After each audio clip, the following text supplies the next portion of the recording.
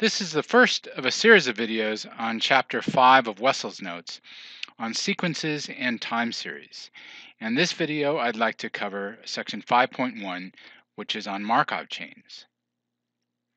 Now, Markov chain or Markov process describes a sequence in space or in time of mutually exclusive states, in which the occurrence of one state depends on the previous state in a probabilistic sense. That is, the occurrence of one state depends partially on the previous state. So let's consider the weather. And we'll draw a little diagram. So in a given day could either be sunny or rainy. So let's say we collect some data in a certain place, and we observe that if one day is sunny, there's an 80% chance that the next day will also be sunny. And because there's an 80% chance that it'll be sunny, that means there's a 20% chance that the next day will be rainy.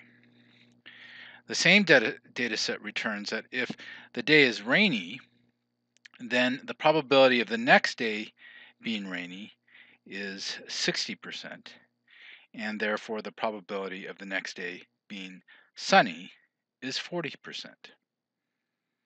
So we can describe these transition probabilities in what we call a transition probability matrix.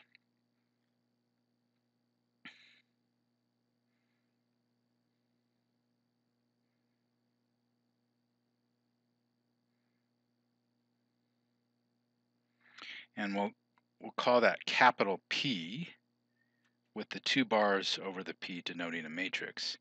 And just to remind you of some notation we've used earlier, each component of the matrix P is little p, ij, and little p, ij describes the probability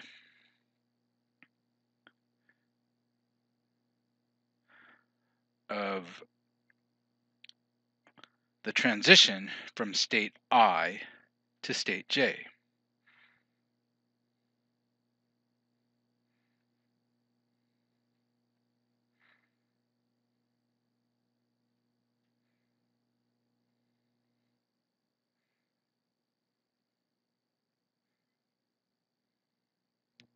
So in the case of our weather example, we have two possible states, sunny or rainy.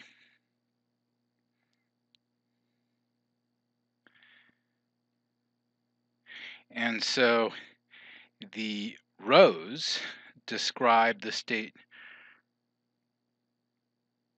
the initial state, and the columns describe the transition, the states to which the transition is occurring. So from a sunny day to a sunny day, the probability is 0.8. From a sunny day to a rainy day, the transition is 0.2. From a rainy day to a sunny day, the transition probability, from a rainy day to a sunny day, the transition probability is 0.4. And from a rainy day to a rainy day, the transition probability is 0.6. And this again is our transition probability matrix, big P. So one way we could use this is in a predictive sense. So let's say the weather today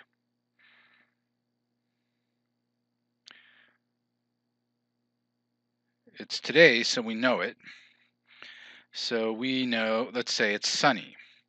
So the weather today can be described by a vector on the 0th day of 100% sunny and 0% rainy. The probability of it being sunny is known, and it's 1, or 100%. And the probability of it being rainy today is 0% because we know it's sunny.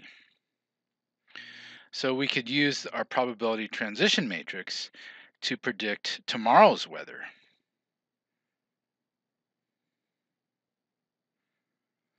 Where the weather tomorrow, say on day 1, is equal to the weather today, the vector describing the weather today, times our transition probability matrix, right? And so that gives us 1, 0 times 0.8, 0.2, 0.4, 0.6. And so we get a probability that tomorrow will be rainy is 0.8, and tomorrow is, the probability that tomorrow is sunny is 0.8, the probability it's rainy is 0.2, simply because we know today is sunny. And we could continue on to the next day, call that day 2. So the weather on the next day, the probability of the weather on the next day, this is a probability vector, is again the probability vector of tomorrow times our transition probability matrix. And that, as you can see, turns out to be the known weather today times the probability matrix times itself. And if we carry out that operation, we get something like a 72% chance of it being sunny in 2 days and a 28% chance of it being rainy in 2 days. And you can imagine we could carry this out to an arbitrary number of days, say k days. K could be 3 or 4 or 10, whatever, and we can assess the weather probability after k days being the known weather conditions today times our probability transition matrix multiplied by itself k times. Okay, so P describes a first order Markov process.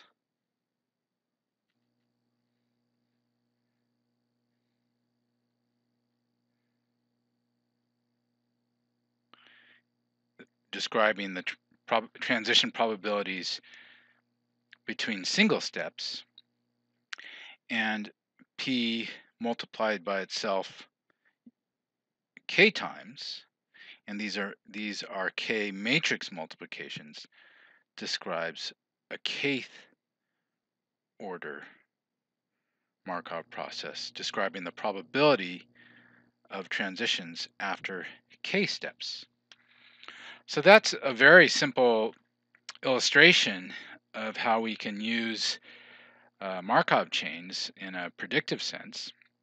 And I encourage you to do this, but if you look on Wikipedia, you'll see that Markov chains are very widely used. And if you just look at the list of applications, you can see that it ranges from basic science and physics, chemistry, and statistics to topics such as speech recognition, of course, economics and finance, certainly social sciences, all the way down to, say, baseball. So I encourage you to look at this website.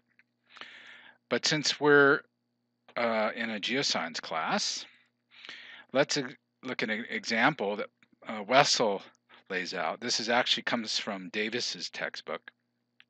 But we're given a stratigraphic column with layered lithologic sequences, and there are a total of 4 lithologies. And they are sandstone, denoted by the letter A, limestone, which is B, C is shale, and D is coal. So what we are going to do is analyze the transitions or any transitions in rock type in which each transition is defined by 1 foot of depth going down the section. So to outline what the rest of this video will cover is, first I'll go through and describe how to define the transition frequency matrix.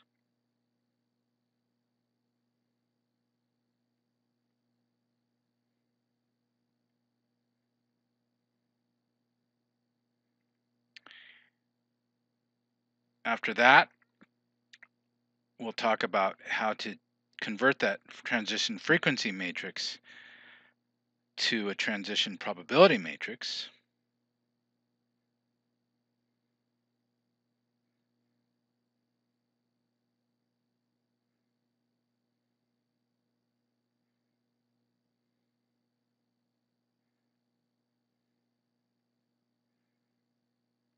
So again, that was P, and let's call the transition frequency matrix T.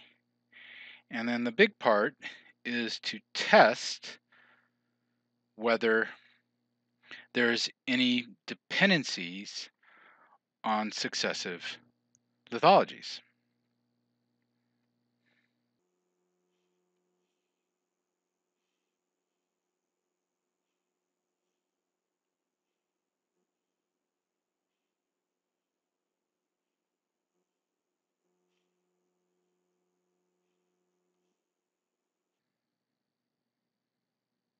In other words, I'm going to show you an example of how to test whether this stratigraphic sequence has a dependency of one lithology to the next, or if it's simply a random, if the lithologies are completely independent and they appear randomly in the sequence. So the first goal is to define the transition frequency matrix.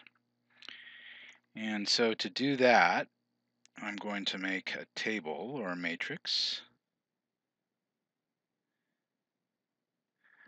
And each column will describe the lithology to which a transition occurs. And each row describes the lithology from which a transition occurs.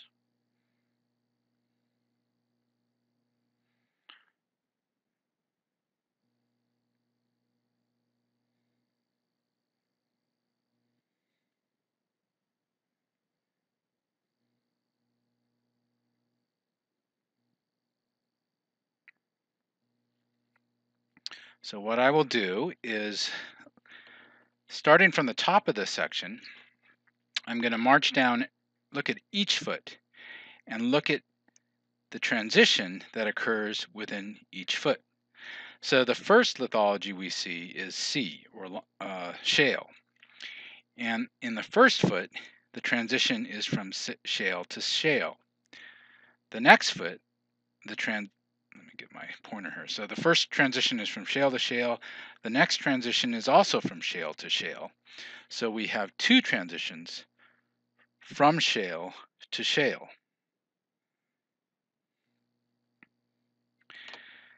The next transition, however, is from shale to A, or sandstone. So we have 1 transition from shale, C, to A. Continuing down the section, we have a transition from A to A, another transition from A to A, and so forth. So we have 1, 2, 3, 4, 5 transitions from A to A. 1, 2, 3, 4, 5. And then here's a transition from A to C. From A to C. Followed by 1, 2, 3, 4 transitions from C to C. 1, 2, 3, 4, and then a transition from C to A. And so you would continue down each foot of your section and fill in this table. And you can download this section again as a handout on the website, and I encourage you to go ahead and do this, but I'll go ahead and fill in the table. I don't have the whole cross section shown here, but it looks something like this. So after I went through the whole section, I counted these transitions. So now that we've counted up all these transitions, this gives us our transition frequency matrix. And let me go ahead and write that out in numbers.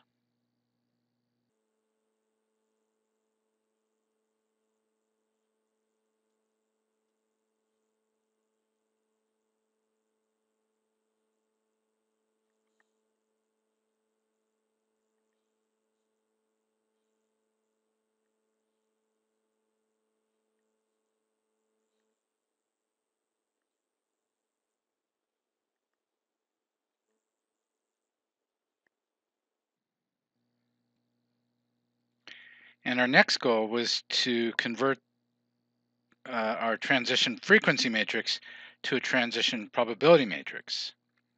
So to do that, let's look at our row totals. So we sum up all the columns in our rows to get the row totals. And this gives us 22 transitions from A, 7 transitions from B, 27 transitions from C, and 5 transitions from D. So this is the total number of transitions from A, from B, C, and D. And so let's define our row totals as, let's call this vector R.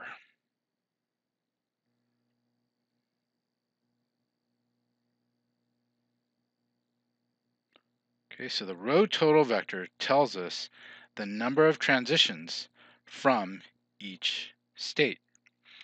So we have the frequencies of the transitions from, for example, A to A to B, A to C. The transition probability is simply each row of our frequency matrix divided by the row totals. So for example, the probability of a transition from A to C is simply equal to the 5 transitions from A to C divided by the number of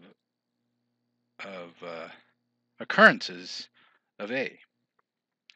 And this gives 0.23. So let's write this all out mathematically.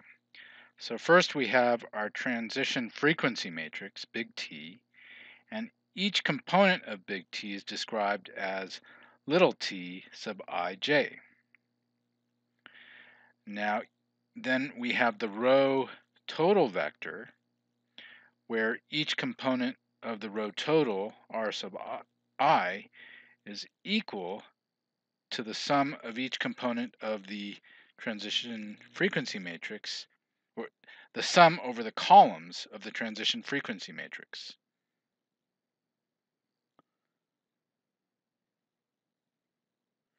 And so we're summing over J, the J column, and we're summing over J from 1 to M, and where M in this case is 4. We have 4 lithologies. And we have our transition probability matrix, big P, with each component described as little p I j. And so the ijth component of little p is equal to our transition frequency matrix, the ijth component of the transition frequency matrix, divided by the ith row total. So let's write this out, write these matrices out on the next slide here. So we could write this out as a diagonal matrix, 1 over 22, 1 over 7. So the reciprocal of the row total matrix is on the diagonal. So the row total vector is on the diagonal of this diagonal matrix.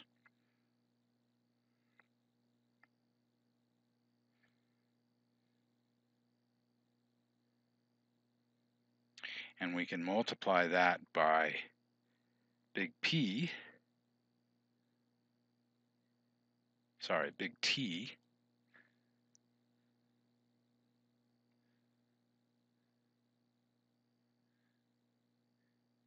and that gives us our P matrix. And the solution turns out to be this.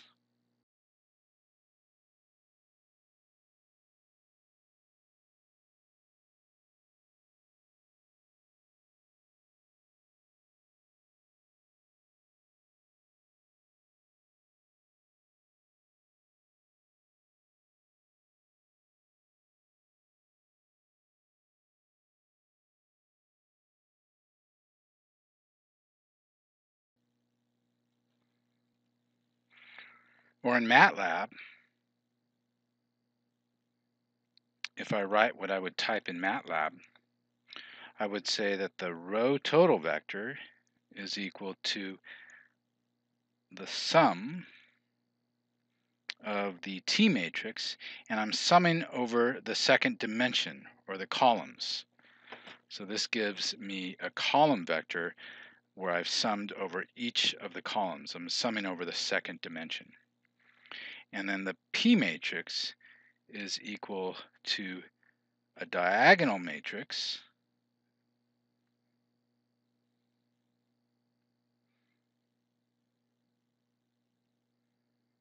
made up of a vector of 1 over the row total vector. So I have to do a dot divided by R and multiply that by my T matrix. Okay, so that's how you would do that in Matlab. And again, the transition probability matrix, big P, is made up of elements of little p, ij, where little p, ij is again, the probability of a transition from I to j.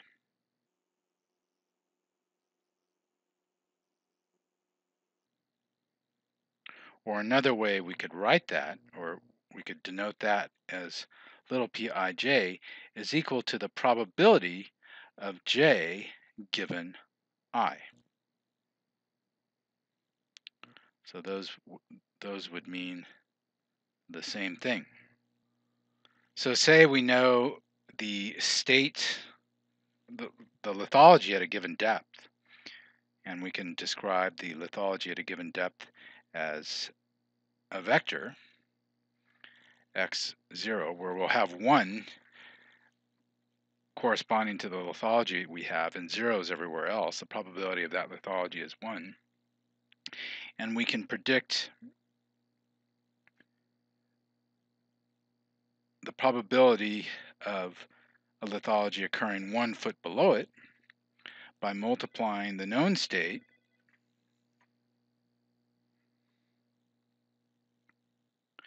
by our probability frequency, or our transition probability matrix. So this will give the probability of what will occur 1 foot below our known state. Or we could also predict what occurs k feet below our known lithology by multiplying our known lithology times our probability matrix multiplied by itself k times.